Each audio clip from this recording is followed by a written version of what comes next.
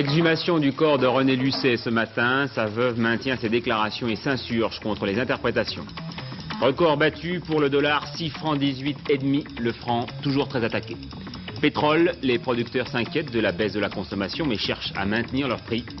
Enfin, un cantonal, François Mitterrand a-t-il parlé d'échec pour la gauche en Conseil des ministres? Mesdames, Messieurs, bonsoir. Toujours l'affaire Lucet à la une de l'actualité ce soir. Depuis quelques jours, le nombre des versions de la mort du directeur de la Caisse d'assurance maladie des Bouches-du-Rhône n'a cessé de grossir et sa veuve en a eu assez. Alors que ce matin, on exhumait le corps de son mari à Fontainebleau pour permettre son examen à un collège d'experts, elle a décidé de tenir une conférence de presse pour répliquer. Elle raconte tout d'abord la nuit tragique. Vers 6 h du matin, il m'a demandé d'aller lui chercher un verre d'eau. Alors que j'étais dans la cuisine au rez-de-chaussée, sur le point de remonter, j'ai entendu un bruit comme une porte qui claque fortement. Immédiatement après, ayant fait quelques pas, j'ai entendu un second bruit qui m'a fait penser à une détonation. Sur ce point, je précise que je n'ai jamais dit qu'il s'était passé 5 à 6 secondes entre les deux bruits. J'ai rapidement posé le verre en passant devant la table du salon et je me suis précipitée dans ma chambre au premier étage. J'étais à côté du lit dans les secondes qui suivirent. N'osant pas croire au spectacle qui s'offrait à moi, j'ai pensé à chercher de l'aide pour mon mari et par réflexe, j'ai appelé M. Paul Muraccioli puis M. Serge Coelho, les deux premiers noms me venant à l'esprit dans l'affolement. Pour moi, il s'agissait d'employés dévoués à mon mari qui avaient une absolue confiance en eux. Je n'ai pas de famille à Marseille et ma première réaction était de me tourner vers eux comme mon mari l'aurait fait. En effet, ces deux hommes, ainsi que M. Marcel Chembry et Marc Muraccioli, ont montré pour mon mari un dévouement total depuis notre arrivée dans la région. On les a qualifiés de gardes du corps, de gros bras, de barbouzes et de truands, et mon mari s'est toujours élevé avec véhémence contre ces ignominies. Je regrette les utilisations politiques excessives qui ont été faites autour du suicide de mon mari. Je déplore encore plus la querelle ignoble qu'on entretient aujourd'hui, sans souci de l'honneur et du chagrin de ma famille et de mes enfants. Je vous demande de comprendre que je m'en tiendrai à la présente déclaration et que je ne répondrai plus à aucune question. Madame Lucet, pourquoi est-ce que vous faites ces déclarations aujourd'hui?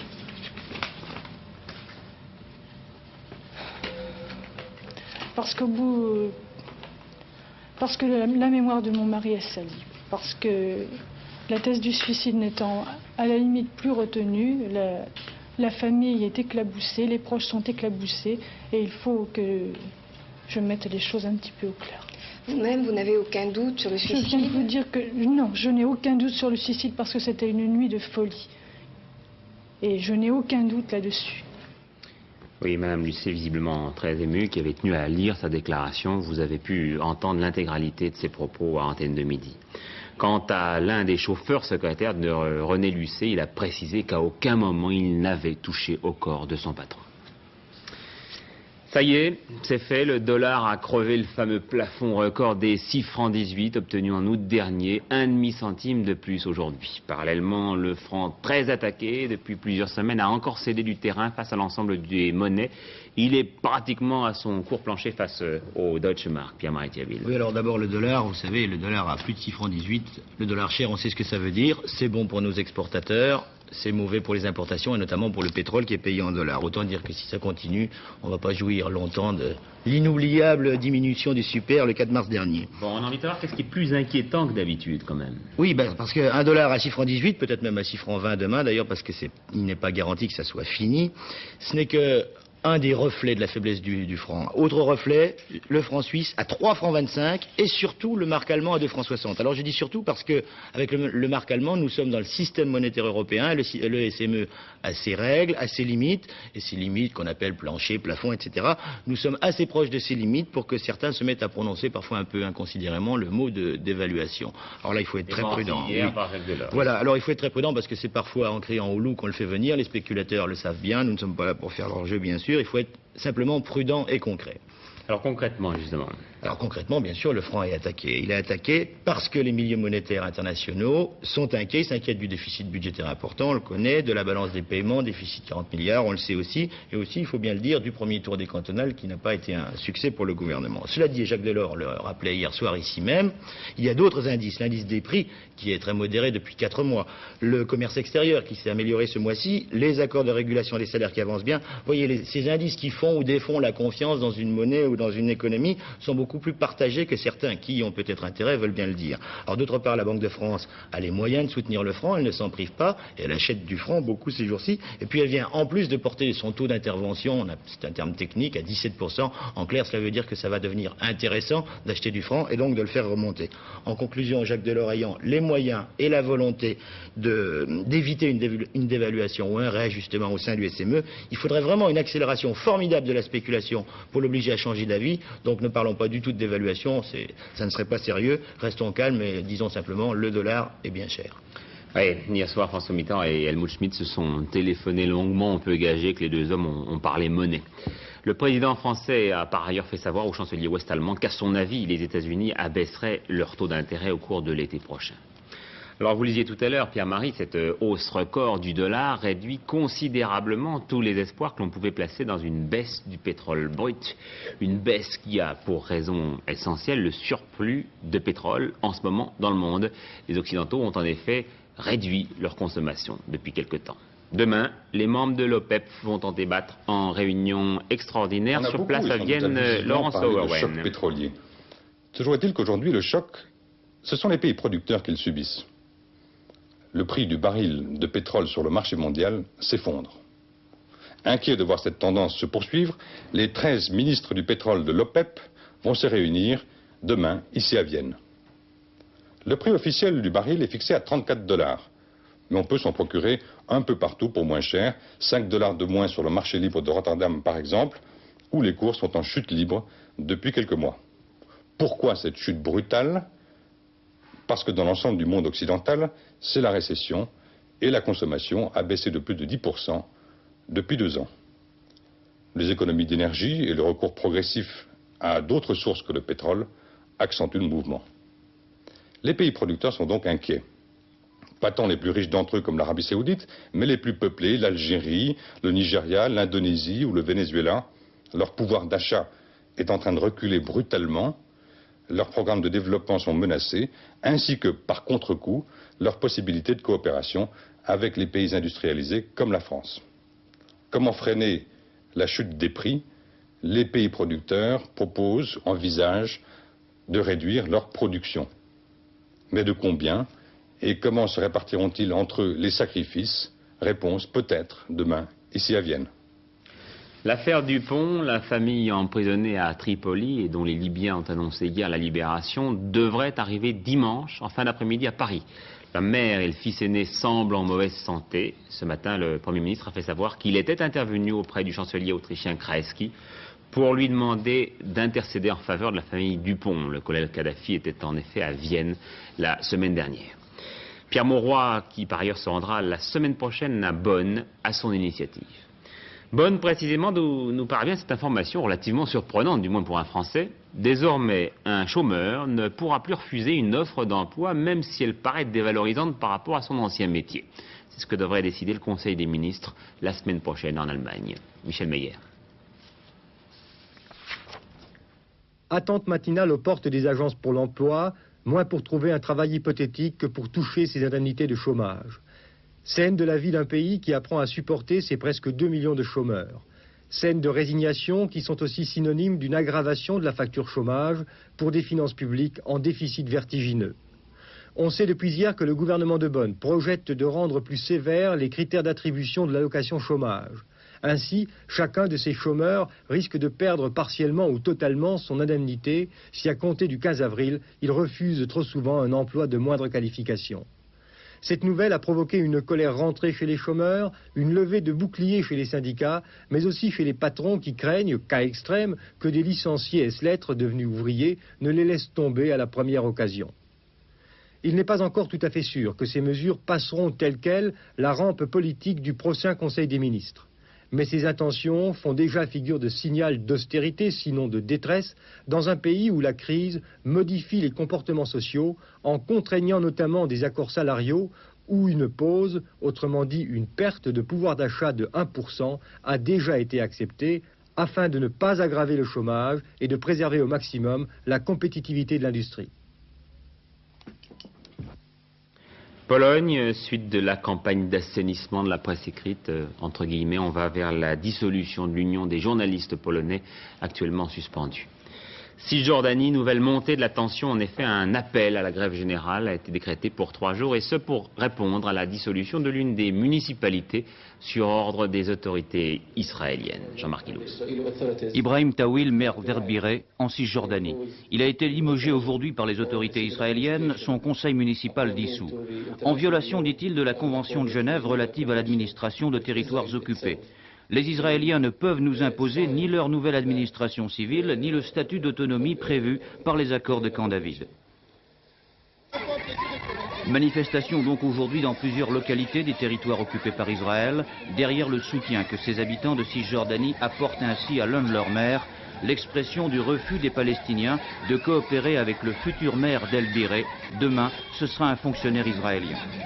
Depuis 67, 840 000 Palestiniens de Cisjordanie vivent sous occupation israélienne, administration militaire que depuis décembre, Israël veut remplacer par une administration civile.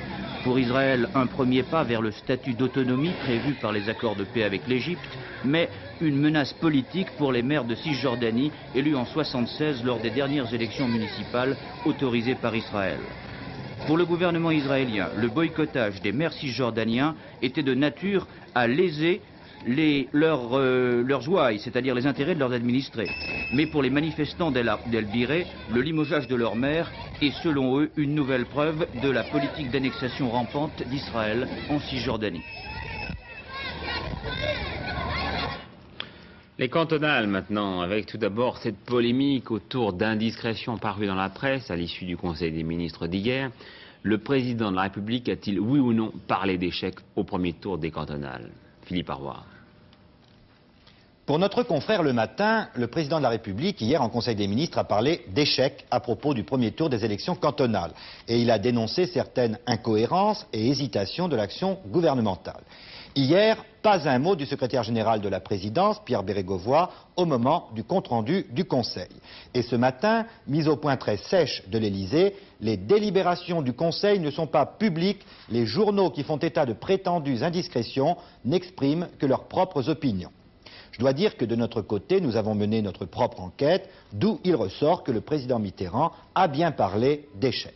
Ce n'est pas la première fois qu'une fuite vient du Conseil des ministres. Si celle-ci a nécessité une réplique abrupte de l'Élysée, c'est que M. Mitterrand a choisi de ne pas intervenir publiquement entre les deux tours. D'une part, pour ne pas gêner Pierre Mauroy, en première ligne dans la campagne, qui répétait encore ce matin qu'on ne peut parler d'échec pour la gauche. Et puis, pour bien montrer que la fonction présidentielle se situe au-dessus d'une campagne cantonale. Enfin, parce qu'il est trop tôt pour tirer un bilan définitif des élections cantonales. Le deuxième tour n'est pas encore joué, ni l'élection des présidents des conseils généraux. Et ce n'est qu'après, sans doute, que le chef de l'État fera connaître son point de vue et les mesures qu'il compte prendre si nécessaire. Inutile de vous dire qu'à 3 jours du second tour, chacun appelle les siens à se mobiliser. Ce fut le cas aujourd'hui sur Europe 1 pour Georges Marchais et Bernard Pons au cours d'un face-à-face. Pour le socialiste Bertrand Delanoë, il ne faut pas sous-estimer la droite et le bureau exécutif du PS a lancé un appel à un vote massif. De son côté, l'UDF Bernard Stasi croit qu'il est tout à fait possible de confirmer dimanche les résultats encourageants du premier tour. Oui, je ne vois vraiment pas pourquoi les raisons qui ont provoqué le cuisant échec de la majorité au premier tour ne se manifesteraient pas aussi au second tour. D'une part, ce que les Français ont sanctionné, c'est l'usure du pouvoir. C'est une loi de la politique que tout pouvoir connaît un phénomène d'usure. C'est un phénomène exceptionnel qu'un pouvoir s'use en quelques mois. Sitôt dissipé le brouillard de l'état de grâce, le gouvernement est apparu à bout de souffle, incapable de maîtriser la situation, incapable de gouverner le pays. Quels que soient les efforts du Premier ministre entre le premier et le second tour, je ne vois pas par quel miracle le gouvernement retrouverait un second souffle. La deuxième raison, c'est le réveil de l'opinion publique, le réveil extraordinaire de l'opinion publique française. Moi, je comprends qu'un certain nombre de Français aient pu voter pour la gauche aux élections parce qu'ils avaient cru aux promesses. Et je ne leur jette pas la pierre. Mais je considère comme un signe extraordinaire de maturité du peuple français que tant de nos concitoyens aient compris en si peu de temps qu'ils avaient été trompés.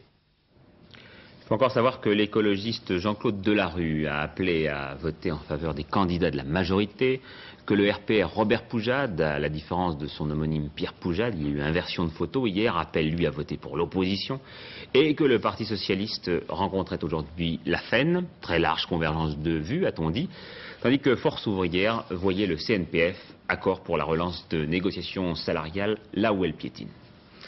Un communiqué du ministre des PTT, Louis Mexando, la modification tarifaire ne concerne que les seules cabines téléphoniques à la fin de l'année, pas plus de 3 minutes pour 50 centimes. Pour les usagers, eh bien, un projet de taxation à partir de 20 à 30 minutes est à l'étude pour 85. 100 000 agriculteurs attendus le 23 mars à Paris, c'est du moins ce qu'espère François Guillaume, le président de la FNSEA. Si tel est le cas, ce sera en effet une manifestation historique. Un colloque bien intéressant vient de s'achever en Arles. Il était centré autour de la lutte contre la pollution atmosphérique. Et regardez bien cet exemple choisi par Gérard Dalmaz et Jean-Luc Douvilez. Il s'agit d'un remarquable réseau d'analyse de l'atmosphère dans la région de Marseille, où dans certaines zones, comme à Gardanne, le dioxyde de soufre fait des ravages. Cheminées en tout genre, sidérurgie, centrale thermique, pétrochimie et bien sûr rejet d'automobiles. L'air que l'on respire dans le secteur Fos étang de Berre a un drôle d'air malgré la brise. C'est pourquoi l'environnement y a installé dès 1976 l'un des réseaux pilotes de surveillance de la pollution atmosphérique et cet ingénieur des mines est l'un des hommes veillant à son fonctionnement nuit et jour. Ce réseau Fos-Berre est constitué de 23 stations chargées, comme celle-ci, d'analyser en permanence l'atmosphère locale, notamment pour les concentrations de dioxyde de soufre que nos bronches redoutent.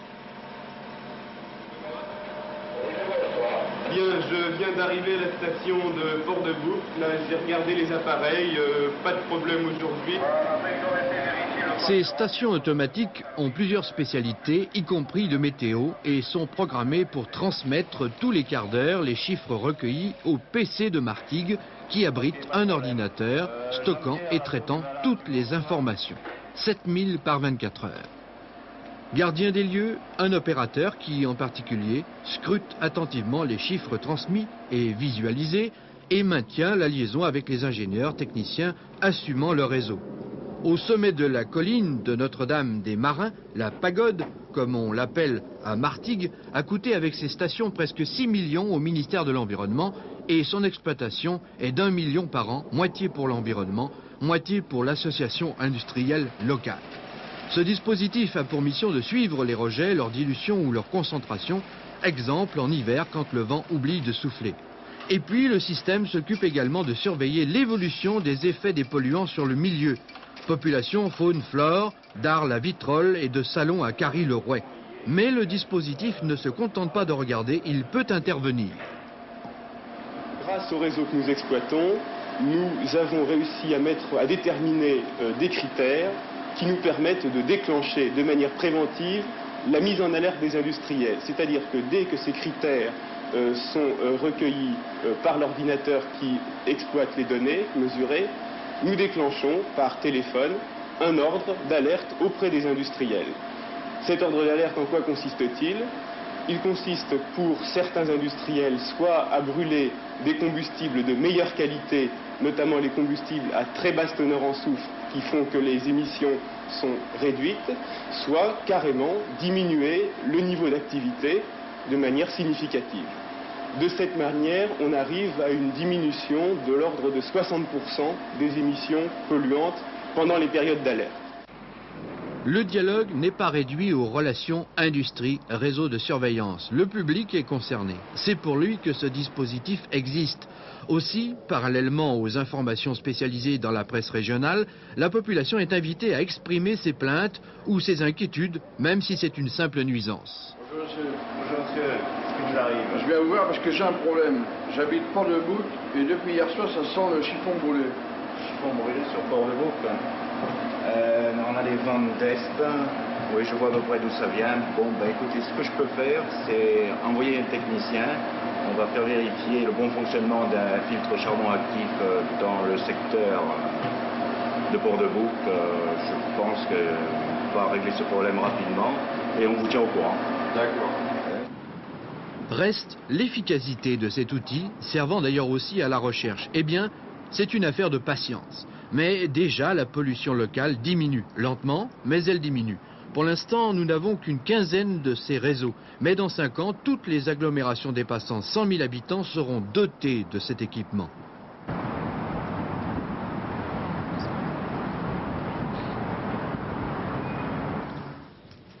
Le journaliste Jean-Paul Genet restera en prison. Il a été condamné cet après-midi à 18 mois de prison, dont 6 avec sursis pour trafic de drogue.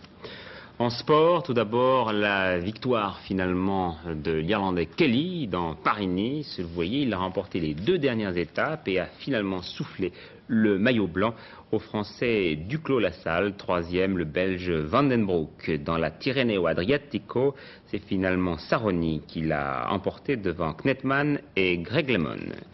Romo Goldèche est tout à fait en queue de peloton. Avec vous, très rapidement, parce qu'on a encore du sport tout à l'heure, avec à 20h30 sur Antenne 2, la finale de la Coupe Courage de basket, la météo, mon cher Laurent Broumède. Oui, bien, après le temps instable et les averses, c'est bien le retour de la pluie dès demain, avant sans doute de nouvelles averses, un temps instable pour le week-end, et le retour des éclaircies. Revoilà donc la pluie et les parapluies. Sur la carte de demain, eh bien, beaucoup de nuages, d'abord dans l'ouest le matin, disons du Cotentin aux Pyrénées, qui progresseront dans l'intérieur pour n'échapper finalement pratiquement nulle part, si ce n'est dans le nord-est du pays, l'extrême nord-est, l'est, et puis le nord des Alpes et sans doute la Corse où le beau temps continuera. Et puis dans la journée, des éclaircies reviendront un petit peu de l'autre côté, du côté de la Bretagne à l'Aquitaine, donc un temps pluvieux sur la majeure partie du pays demain, avec même un petit peu de neige en montagne. Je retourne la carte. Les températures froides le matin du côté de 0, 1 ou 2 degrés. Dans l'après-midi, semblable à celle d'aujourd'hui, mais comme il n'y aura pas le soleil, eh bien nous sentirons ce temps frisquet nettement plus. Donc des éclaircies sans doute pour les prêtres pour samedi et dimanche. Enfin l'agenda, 12 heures de jour, 12 heures de nuit à peu de choses près. Et enfin la fête des Joseph, et je vous renvoie très vite la balle, Patrick. D'accord, le dernier journal vous sera présenté par Hervé Claude à 23h15. Demain, Antenne de Midi se fera en direct de Montpellier pour le 20e anniversaire du cessez-le-feu d'Algérie. À ce propos, le mouvement de rapatrier le recours organise à Aix-en-Provence une journée de deuil demain. Et notre invité sera l'ancien président algérien Ahmed Ben Bella, qui sera l'invité en direct de ce journal de 20h. Bonsoir à tous, à demain.